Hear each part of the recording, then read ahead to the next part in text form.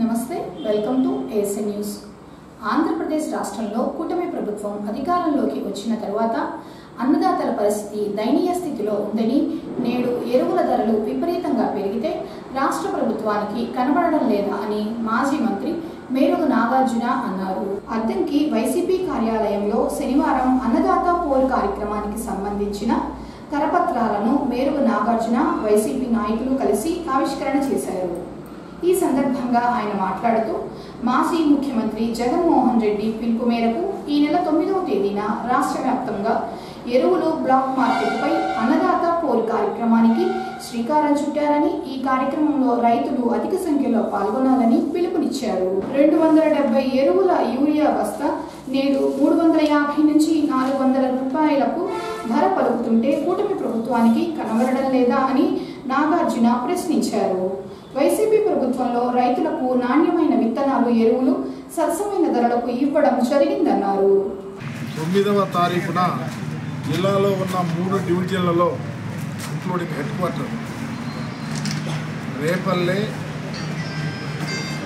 బాపట్ల, చీరాల డివిజన్లకు సంబంధించి 3 చోట్ల వైఎస్ఆర్ కాంగ్రెస్ పార్టీకి సంబంధించినటువంటి ముఖ్య నాయకులందరూ కలిసి ఈ రాష్ట్రంలో చంద్రబాబు నాయుడు గారు రైతులను మోసం చేశారు, వ్యవసాయం చేసే రైతుకి సకాలంలో అందించాల్సిన ఎరువులు సక్రమంగా అందించడం లేదు, మేము ప్రభుత్వంలో ఉన్నప్పుడు రైతు సంక్షేమానికి పెద్దపీట వేశామని చెప్పడానికి నిదర్శనం ఎక్కడ రైతు ఎరువు కోసం వెంపర్లాళ్ళ మేమే ఆర్బీకేలకు పంపించాం. మార్కెట్ ద్వారా అలాట్ అయినటువంటి పిండి ఈసీఎంఎస్ల ద్వారాను, ఈఎస్సిఎస్ల ద్వారాను రైతులు సక్రమైనటువంటి టైంలో అందించాం. కానీ ఈరోజు ఒక ప్రక్క వ్యవసాయ తరుణం స్టార్ట్ అయితే యూరియా అవసరం ఏర్పడితే యూరియాను సక్రమంగా అందించలేక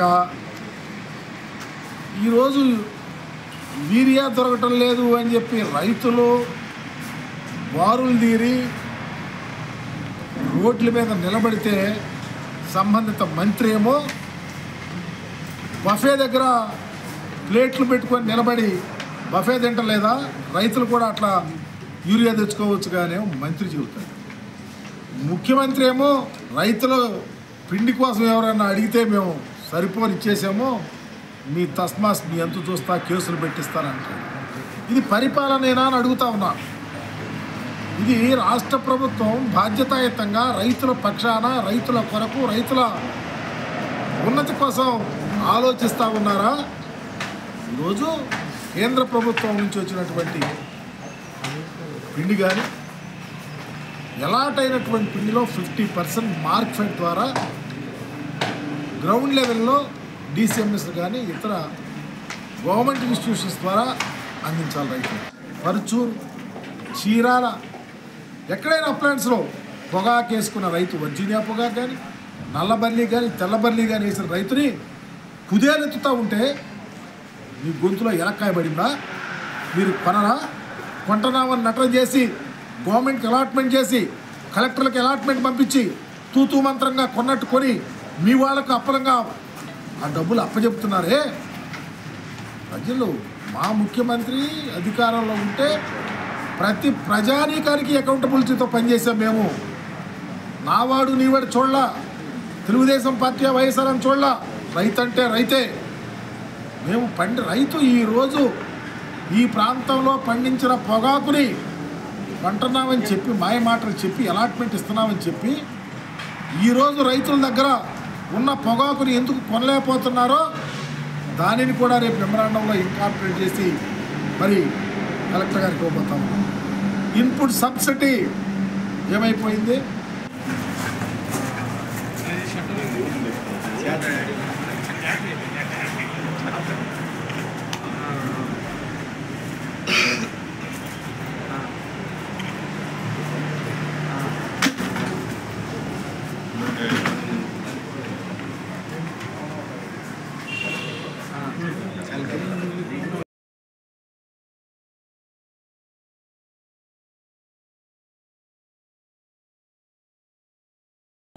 సోషల్ మీడియా అయినా చిన్న మధ్య తరహా పత్రికలు లేదా పెద్ద న్యూస్ ఛానల్స్ పత్రికలలో వాస్తవ కథనాలు చూపించినప్పుడే వాటికి విలువ ఉంటుందని మాజీ మంత్రి దగ్గుపాటి వెంకటేశ్వరరావు అన్నారు.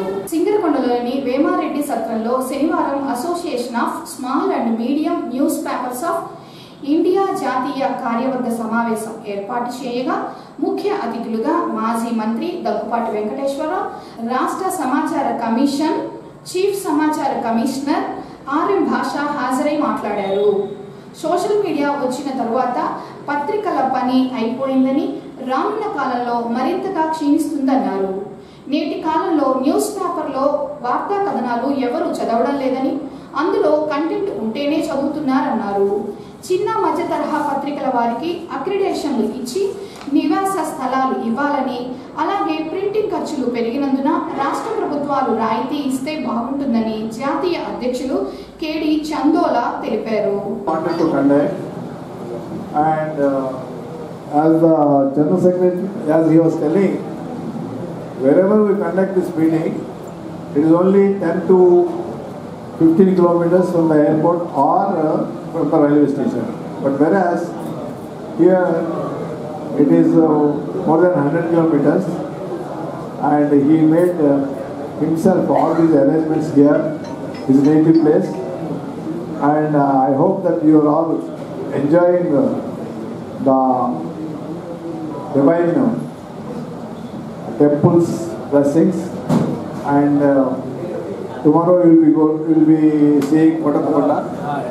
Kottapakonda is another divine place here, a very famous Shiva temple, and nearby there is a lunch over there, and then you will be discussing tomorrow from there, I think. I don't know what exactly we are supposed to tell here, but being a public personality who is there in the public life for the last 40 years in various capacities, we had so many experiences, and I had been traveling to not only in India but outside India also. Almost 30-40 countries have been there, and I had another experience of analyzing the thing. Wherever I go, I analyze the political and economic and the administrative systems, and I used to write from there columns, and I used to send to Pangulooru to type it, and he used to type it, and then we used to publish it in Facebook. Because nowadays mainstream papers, those papers I am not able to, I am not believing what they are writing and what they are for. This is a kind of a statement I am giving with utmost confidence and with my personal experience. So the mainstream media papers, whether it is a print or whether it is a electronic, they became commercial, and they have got their own interests. They want to run the government, they want to control the society, they want to have their cake in every aspect of the society, whether it is the money or the power or fame, whatever it is. And whatever government it is there, they are succumbing to their needs and their whims and fancies. This is the present day condition of the mainstream media. I have been telling this since a long time, and nowadays whether any political party, they are running the mainstream media. So in such a case, there is a bigger role for this small and medium papers association to go and then publish or write what exactly is happening in the society. ఈ స్థానానికి వచ్చాను. నేను మొట్టమొదటి బహిరంగ సభ ఇది. నేను బయట ఎక్కడ ఉపన్యాసాలకు రాలేదు. జాతీయ ఫోరంల మీద మా సమావేశాల్లో పాల్గొన్నానే తప్ప ఈ మొట్టమొదటిసారిగా రావడానికి 2 కారణాలు మళ్ళీ చెప్తున్నాను. ఆ ఇద్దరు మహా వ్యక్తులు మా కొండలరావు కారణంగా నేను వచ్చాను ఇక్కడికి. వచ్చి ఆయన చాలా రోజుల నుంచి అడుగుతూ ఉన్నాడు, ఒక 6 నెలల నుంచి, నేను ఎక్కడికి రావడం లేదయా, నన్ను ఇబ్బంది పెడతా ఉంటే, లేదు మీరు రావాలంటే పెద్ద ఆయన వస్తున్నాడని విన్న తర్వాత మిగతా వాళ్ళు కూడా వస్తానని చెప్పి రాలేదు. వాళ్ళు రానందుకు నాకైతే ఏమీ లోటుగా నేనైతే ఫీల్ కావడం లేదు. దగ్గుబాటి వెంకటేశ్వరరావు గారు వచ్చారంటే అతను ఆ ప్రముఖ వ్యక్తి గురించి మీకు అందరికీ ఎంత తెలుసో ఎంత తెలియదో నాకు తెలియదు. మీరు ఈయన దురదృష్టం ఏంటంటే అది చెప్పాలో వద్దో లేదు, వద్దులేండి ప్రస్తుతానికి మానేస్తాను, ఎందుకంటే కాంట్రవర్సీ అవుతుంది. అందువల్ల కొందరు వ్యక్తులు రాజకీయం అంటే మోసము నటన లేకుంటే పైకి రాలేరు. ఆయనకు అది లేదనేది అందరికీ తెలుసు, నాకు కాదు, ఆయన వ్యక్తిత్వం చూస్తూ వచ్చిన వాళ్ళకి అందరికీ తెలుసు కనుక ఆయన అలా ఉంటారు. మీ అందరికీ నేను मैं इस राष्ट्र का सूचना आयोग का मुख्य आयुक्त बनाया गया। मैं यहाँ के पत्र समाचार पत्र ईनाडु, आंध्र ज्योति, वार्ता और साक्षी, आंध्र भूमि समाचार पत्रों में काम कर चुका हूँ। यहाँ के मैं ग्राम सभा से पंचायत ग्राम सभा से पार्लियामेंट तक प्रोसीडिंग्स कवर कर चुका हूँ। ये मेरा अधिकार, ये first official visit to addanki. I have assumed the charge 2.5 years ago, but I never participated in the public meetings. This is my first public meeting. Since Mr. Kondalrao is my close friend, he is my friend for the past 25 years. When we worked together in Varta, in Mongol, he was a reporter, I was the senior reporter then. So with that attachment, I came here. Not only that, I felt very happy being a journalist, participating and going to closer to our journalist friends. I felt it is a privilege. All these people are coming when Venkateswarrao, Daggubati Venkateswarrao. Once again I am telling you, he is a Daggubati Venkateswarrao, that's all. I don't recognize him as a former minister, and he has served as an MP. He has been the, I think, Rajya Sabha also, has been the MLA, but he is still Daggubati Venkateswarrao, that's all.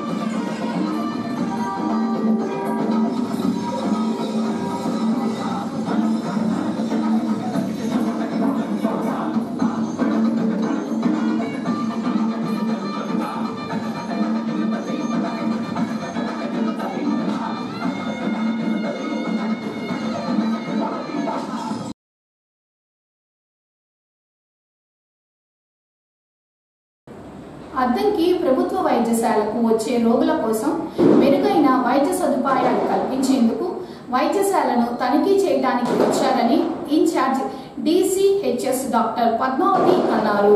శనివారం అద్దంకి ప్రభుత్వ వైద్యశాలను doctor Padmavati తనిఖీ చేశారు. ముందుగా lab, medicine room, X-ray room, రోగులు ఉండే గదులు, operation థియేటర్ను ఆమె పరిశీలించి వైద్యులతో మాట్లాడారు. ఈ సందర్భంగా ఆమె మాట్లాడుతూ అద్దంకి ప్రభుత్వ వైద్యశాలలో రోగులకు ఎటువంటి వైద్య సేవలు అందిస్తున్నారో తెలుసుకుని లోపాలు గుర్తించి ఏమి అవసరమో తెప్పించేందుకు తనిఖీ చేయడానికి వచ్చారని, అద్దంకి ప్రభుత్వ వైద్యశాలకు వచ్చే రోగులకు అన్ని విధాలుగా నాణ్యమైన వైద్యం అందించేందుకు వసతులు కల్పించనున్నారని DCHS డాక్టర్ పద్మావతి తెలియజేశారు.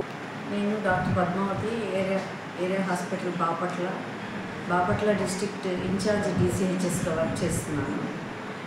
ఇవాళ అద్దంకి CHCని విజిట్ చేయడానికి వచ్చాను.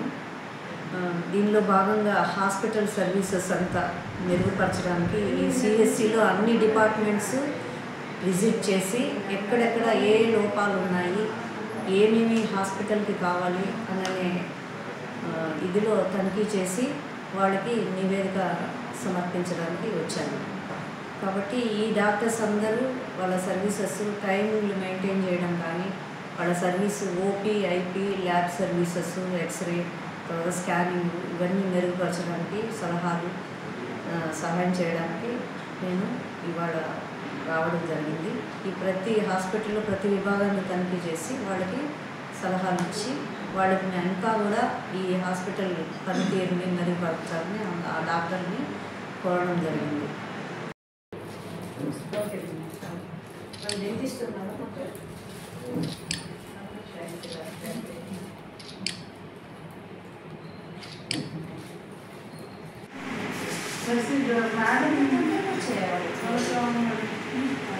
అంటే ఏంటంటే మేడం ఏమైనా కాదు మేడం, ఏమైందంటే మేడం వినోద్ సార్ ఉన్నప్పుడు మొత్తం రీస్ట్రక్చరింగ్ చేశారు కదా మేడం.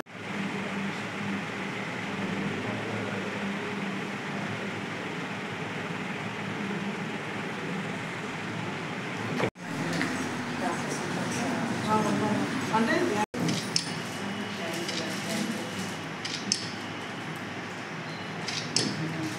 గ్రామ వార్డు సచివాలయ ఉద్యోగులు ఆత్మగౌరవ సమస్యకు కారణమవుతున్న వాలంటరీ విధులను బహిష్కరిస్తున్నారని ఆంధ్రప్రదేశ్ గ్రామ వార్డు సచివాలయ ఉద్యోగుల ఐక్యవేదిక నాయకులు శ్రీనివాస్ రెడ్డి అన్నారు. అద్దంకి సచివాలయ ఉద్యోగులు శనివారం పురపాలక సంఘ కార్యాలయం ముందు నిరసన కార్యక్రమాన్ని నిర్వహించి కమిషనర్ రవీంద్రను కలిసి వినతి పత్రం అందజేశారు. ఇంటింటి సర్వేల నుండి వాలంటరీ విధుల నుండి గ్రామ వార్డు సచివాలయ ఉద్యోగులకు విముక్తి కలిగించాలని శ్రీనివాస్ రెడ్డి కోరారు. ఇది ప్రభుత్వానికి వ్యతిరేక కార్యక్రమం కాదన్నారు.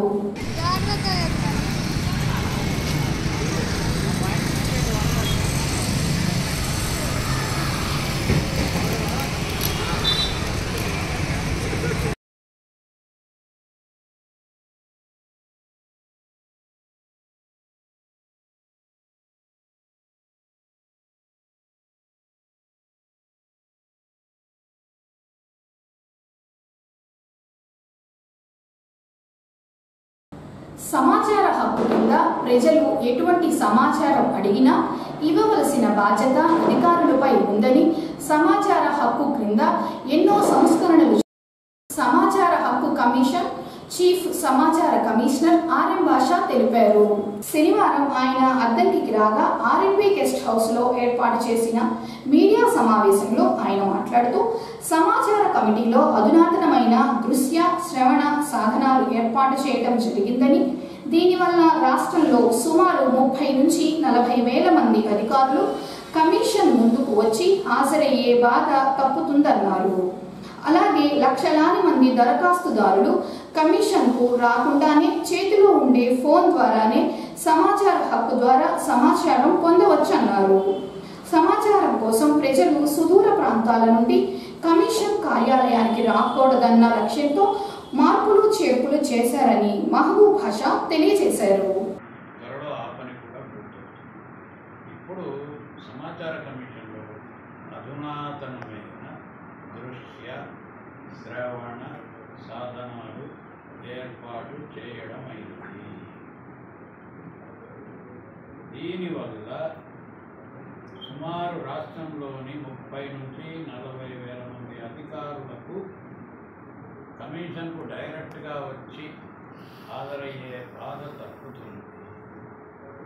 అలాగే లక్షలాది మంది దరఖాస్తుదారులు కూడా కమిషన్కు రాకుండానే మీ మొబైల్ ఫోన్ల ద్వారా సమాచార కమిషన్ పంపించే లింక్కి కనెక్ట్ కావడం ద్వారా మీ వాదనలు వినిపించండి. వాదనలు సమాచార కమిషన్లో వాదనలు దృశ్య శ్రవణ సాధనాల ద్వారా వింటుంది. ఎవరు కూడా అక్కడికి ప్రత్యక్షంగా వచ్చి వ్యయప్రయాసాలకు ఓర్చుకొని రావాల్సిన అవసరం లేదు. కార్యాలయం ఉండేది కమిషన్ కార్యాలయం మంగళగిరిలో. శ్రీకాకుళం నుంచి అటు అనంతపురం దాకా వేలాది మంది అధికారులు, లక్షలాది మంది సమాచారం కోరి వచ్చే సామాన్యులు ఉంటారు. వారి సౌకర్యార్థం ఏర్పాటు చేసింది. ఈ దృశ్య శ్రవణ సాధనాల ద్వారా న్యాయ ప్రక్రియ జరగడాన్ని ఉపయోగించుకోవాలని మీ ద్వారా అధికారులకు అయితే సమాచార కమిషన్లో ఉన్న ఘోర సాధనాల ద్వారా రీసెంట్గా అధునాతనమైన పరిజ్ఞానంతో అధునాతనమైన కెమెరాలు, అధునాతనమైన స్క్రీన్ ఫెసిలిటీ, ఇంకా ఇంటర్నెట్ ఫెసిలిటీ ఏర్పాటు చేస్తుంది. ఇది ప్రభుత్వం సహకరించిన దానివల్ల సాధ్యం. 1,80,00,000 రాష్ట్ర ప్రభుత్వం డబ్బులు ఇచ్చేది. దాని ద్వారా ఆధునీకరణకు సాధ్యమైంది. అనారోగ్యం కారణంగా ఉషారాణి అనే వివాహిత ఇంట్లో ఎవరూ లేని సమయంలో ఉరివేసుకుని ఆత్మహత్య చేసుకున్న సంఘటన శనివారం చోటు చేసుకుంది.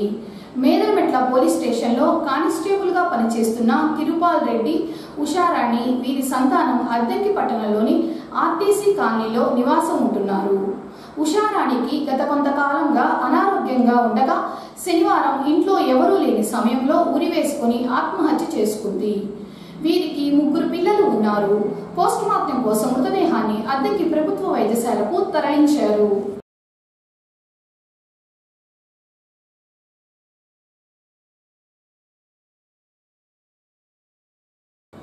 వినియోగదారుల ఉద్యమంలో విద్యార్థులు భాగస్వామ్యులు కావాలని జాతీయ వినియోగదారుల సమైక్య చైర్పర్సన్ డాక్టర్ అనంత శర్మ అన్నారు. అద్దంకి పట్టణంలోని స్థానిక ఎన్టీఆర్ డిగ్రీ కాలేజీలో శనివారం వినియోగదారుల దినోత్సవం సందర్భంగా సమావేశాన్ని ఏర్పాటు చేయగా ముఖ్య అతిథిగా డాక్టర్ అనంత శర్మ హాజరై మాట్లాడారు. ప్రతి నెల 6వ తేదీన వినియోగదారుల దినముగా జరుపుకుంటున్నారని, వినియోగదారులు వస్తువుల సేవలోనూ తూనికలు, కొలతల లోపముల వలన కూడా నష్టపోతున్నారని, వినియోగదారులు నష్టపోతే భారత ప్రభుత్వం ఆదుకునేందుకు ప్రత్యేక చట్టం తీసుకుని రావడం జరిగిందని అనంత శర్మ చెప్పారు. కార్యక్రమంలో వ్యవసాయ మిషన్ డైరెక్టర్ నాగినేని రామకృష్ణ పాల్గొన్నారు.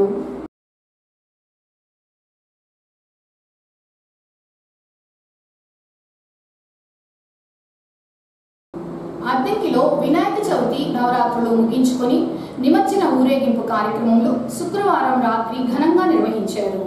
గణనాథులను ప్రత్యేక వాహనాల్లో ఉంచి పురవీధుల్లో ఊరేగిస్తూ నిమజ్జనానికి తరలించారు. యువకులు డీజే సౌండ్స్ మధ్య డాన్సులు చేస్తూ బాణసంచారం కాలుస్తూ సందడి చేసుకుంటూ నిమజ్జనానికి అధిక సంఖ్యలో తరలి వెళ్లారు.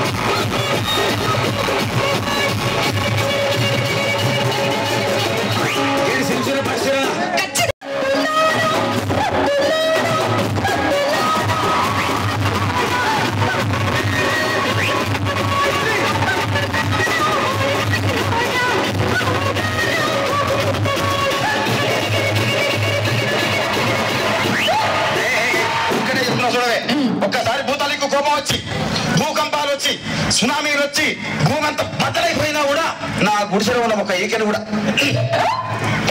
అందుకే నీ మేడలు మిద్దెలు అపార్ట్మెంట్లు కాంప్లెక్స్లు ఐమాక్స్లు డూప్లెక్స్లు డీప్లెక్స్ అందించి నా గుడిసెలు పెట్టు.